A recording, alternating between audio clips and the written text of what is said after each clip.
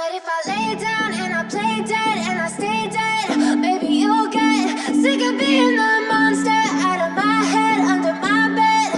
Think you're something out of my nightmares. 안녕하세요, 명상의 시간입니다.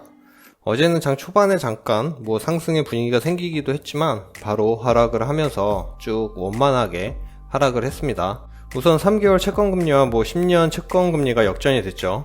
경기 침체를 보는 중요한 지표인데 수요일인가 이게 역전이 되긴 했습니다.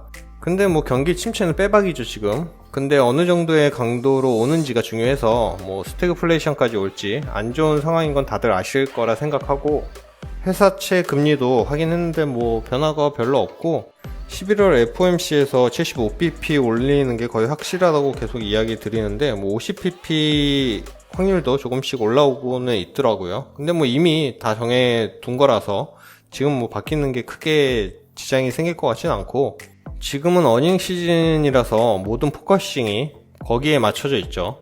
중소형 기업들의 주가를 보면 6월 저점을 지지하고 상승을 하는 상황입니다. 빅테크들이 실적이 안 좋으면 지금 많이 자빠지고 있죠. 지금 실적이 다 안 좋아서 내년 초에 대량 해고를 예고하는 곳들이 많아지고 있습니다. 저는 실업률을 자세히 보고 또 기다리고 있는 입장이라서 대량 해고가 발생하면서 또 하락이 생길 것 같다고 생각을 합니다.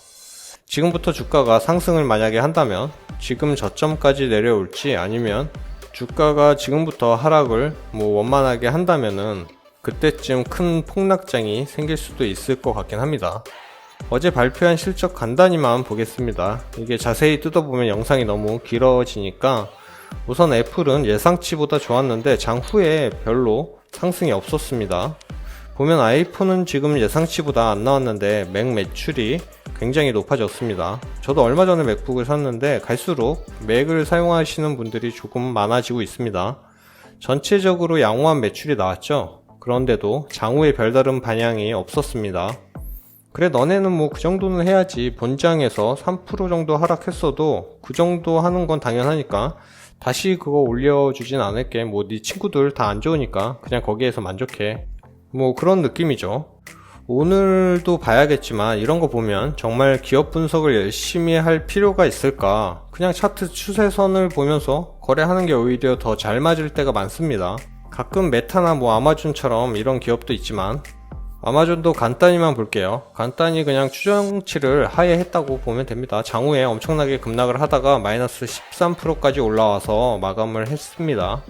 인텔도 뻔하게 안 좋을 거 알았죠. 근데 비용 절감과 효율성 개선을 한다고 합니다. 여기에는 대규모의 인원 감축도 포함됐고, 우리 100억 달러 정도 절감할게, 우리 잘 원래 못하잖아, 이런 이야기하고 장후에 5.5%가 올랐습니다. 그럼 나스닥을 보면 어제부로 추세선 하단에 거의 걸렸고, 오늘 봐야겠지만 어제 말씀드렸듯이 하락장이 오면 저는 한 번 더 추가 매수를 할 예정입니다. 아직까지는 하방 쪽으로 더 열려있는 상황이 아닐까 생각을 합니다. 그럼 아마존도 잠시 보면 장후에 98달러 여기까지 내려왔습니다. 강하게 지지하던 6월 저점인 100달러를 뚫었죠. 실적이 안 좋으니 어쩔 수 없다고 보고 하방이 좀 더 열릴 수 있을 것 같습니다. 메타는 지금 코로나 저점까지도 뚫은 상태에서 추세선까지 이탈한 상황이라 한마디로 그냥 안 좋습니다. 메타는 시총도 지금 30위인가 거기까지 하락을 했는데, 물론 기업이 좋으셔서 본인께서 기업 분석하시고 매수를 하셨다면야 상관이 없겠지만, 그냥 주가가 싸졌다고 매수를 하셨다면 좀 힘든 상황이지 않을까, 그런 안타까운 생각이 듭니다. 저야 메타에 투자를 안 하고 있어서 크게 동요는 안 됐는데, 전 엔비디아와 AMD가 그랬습니다. 엔비디아 우선 보면, 그러니까 이때 큰 하락을 했죠. 전 엔비디아의 성장성을 믿고 있기 때문에 크게 걱정은 따로 안 하고 있는 상황이고, AMD도 엄청나게 하락을 했죠. 그래도 전 걱정을 따로 안 하고 있습니다. 만약에 코로나 저점을 깬다면 좀 부들부들 할 것 같은데, 아직까지는 크게 동요를 안 하고 있습니다. 하여간 그렇고, 계좌를 보여드리면 또 마이너스 9%가 됐습니다. 어제 속스라고 TQ를 조금 매수를 했습니다. 제가 10% 정도 추가 매수를 한다고 말씀드렸잖아요. 그래서 어제 4% 정도, 이것 말고도 다른 계좌 포함해서 그 정도 한 것 같고, 오늘도 하락을 한다면 남은 6% 매수를 할 예정입니다. 그 후에는 나스닥 기준으로 10,000포인트까지 그냥 지켜볼 생각이고 상황에 따라서 조금씩 바꾸면서 투자를 하고 있습니다. 큰 틀은 그냥 피라미드형 매수라고 보시면 됩니다. 저와 이야기 나누는 크루에서도 생각이 다 다릅니다. 부정적인 분은 뭐 계속 2008년형 하락을 말씀하시는 분도 계시고, 또 보면 맞을 것 같기도 하고, 저도 이럴 수도 있다는 생각을 잠시나마 한 적이 있습니다. 근데 상황이 계속 바뀌니까 뭐 지금은 이런 생각을 안 하는 상태인데, 다른 분은 어제 내부자 거래 보여드렸잖아요. 그 분은 지금 소규모 투자자들이 풋옵션을 굉장히 많이 사고 있다. 그래서 어느 정도 바닥이라고 본다. 뭐 이렇게 보는 분도 계시고, 저도 비슷한 생각이긴 합니다.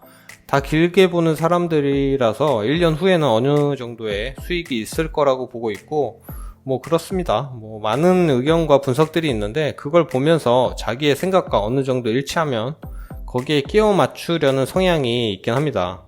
그럴수록 반대의 의견을 더 잘 보고, 저럴 수도 있으니 또 거기에 맞게 계획과 대응법을 만들면서 투자를 계속 해야 하는 게 좋은 방법이라고 생각을 합니다. 혼자만 하다 보면 뭐 오류에 빠지기가 쉬우니까 전체적인 의견과 시장 뉴스 등을 확인하는 습관이 있어야 할 것 같습니다. 금요일 하루 행복하게 보내시고, 오늘 영상은 이것으로 마칠게요. 조금의 도움이 되셨다면 구독, 좋아요 꼭 부탁드립니다. 그럼 오늘 하루도 조금만 더 고생하시고, 고생 많으셨고 푹 쉬시는 저녁 시간 되시길 바라겠습니다. 그럼 내일 만나요.